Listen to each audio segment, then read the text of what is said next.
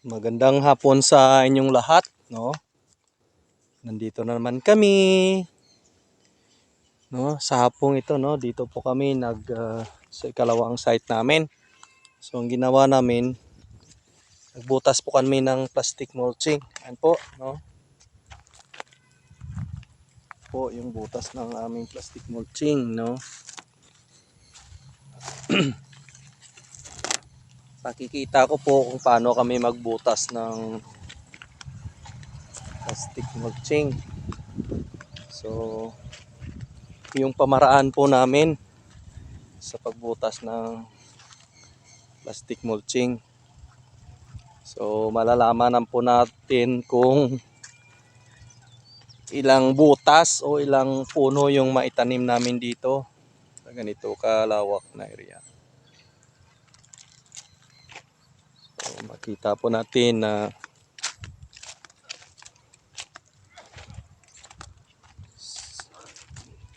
nagbubutas po si Small Battery Ball, si Tito Pots, at saka si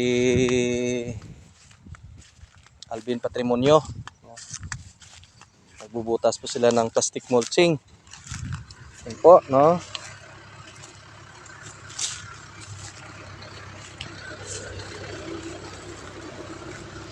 So yan po si Small Battery Ball, no? Yan po ang pamaraan namin ng butas, no? May lata po kami na 1 litro yung laman. So po makita po natin yan. Po yung lata na may yung may apoy, yung baga. Lagyan yung lata. So yun po mainit. So ayan po yung parang tinatatak lang ni Tito Pots, Small Battery Ball. Saka yun nabubutas na. Diyan po kami magtatanim, no? So yun po ang unang butas namin, no? Pag nakatanim na po kami, butas ulit kami sa gitna. Mga 2 linggo guro. 2 weeks siguro, no? Nagbubutas na naman kami sa gitna ng 2 butas na to, no? So yung distance po namin is 3 feet, no? Yun po ang maraan namin sa pagbutas ng plastic mulching, no? Mabilis lang, no? So yun po, no? Yun po ang pamaraan po namin, no? So ito yung napansin nyo rin po yung damo naninilaw na, no? 2 araw, pangatlong araw na po na nasprehan po namin ng herbicide. So yun po, naninilaw na. So Monday ngayon, Tuesday, Wednesday, magtanim na kami ng palaya dito. Direct seeding lang yung gagawin namin. Hindi na kami magpunla. So direct lang.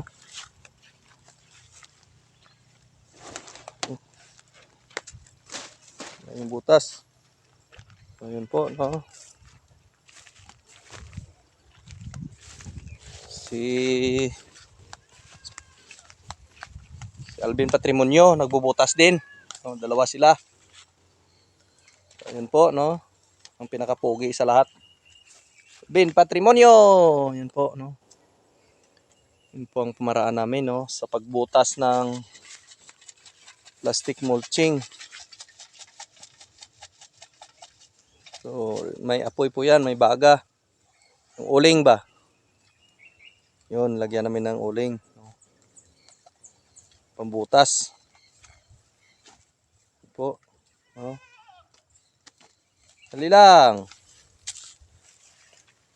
Kailangan magupit-gupit or maghiwa-hiwa ng kutsilyo. Yung uling lang ginamit, ayos na. Bilis pa magbutas. Yun po. Bilis lang. Yun. Bilis lang. So yun po, no? Ang pagbutas ni Alvin Patrimonio. Yun po ang aming ginagawa. So malalaman po natin ito mamaya. Kung ilang butas, no? Ilan yung matanim namin dito.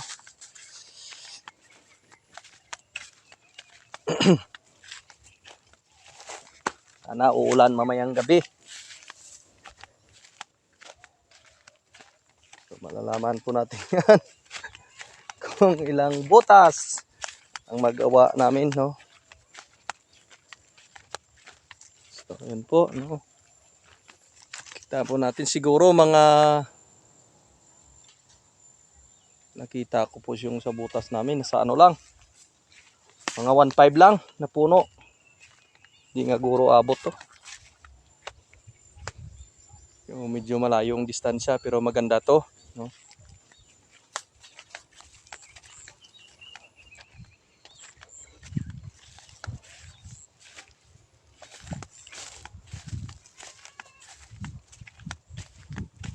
Po, no? Dito sa kabila nandito si Marvin Agustin at saka si Bok, no? Kanya-kanyang trabaho para galing matapos yung trabaho namin.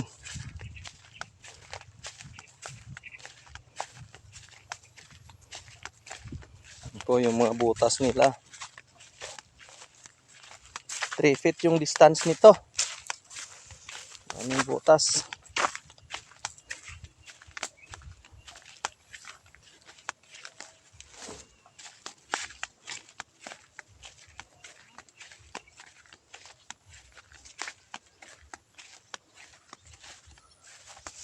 Sibok. Malbalbok.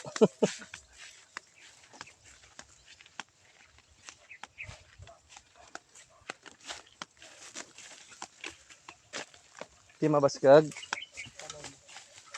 Pabaw naman lang. So, yan po si Marvin Agustin, nagkakanal. Yan po si Bok, tinulungan si Marvin Agustin. Lamok. Yan po, no? Sa hapong ito, no, matatapos na rin bukas. Yan po, no? Pasaan rak.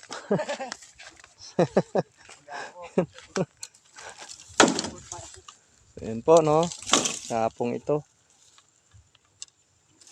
Matatapos na rin to bukas. Yung kanal ni Marvin Agustin.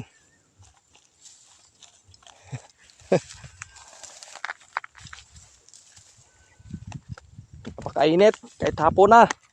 Oh. Super init. So yan po, no, natapos na namin ng butas yung aming taniman ng palaya. So ayun to po, no. Natapos na rin. So ang butas namin is 1,300 na butas lang. Napakalawak tingnan pero yun lang po, no. 3 feet yung distansya namin. Yun po, yung kalahatan na. Ito na yung mga butas na aming tataniman. 1,300 na butas. So abangan nyo po, no, sa aming pagtatanim. Sunod na mga araw, direct seeding lang po, no, ang aming gagawin. So God bless sa lahat. God bless.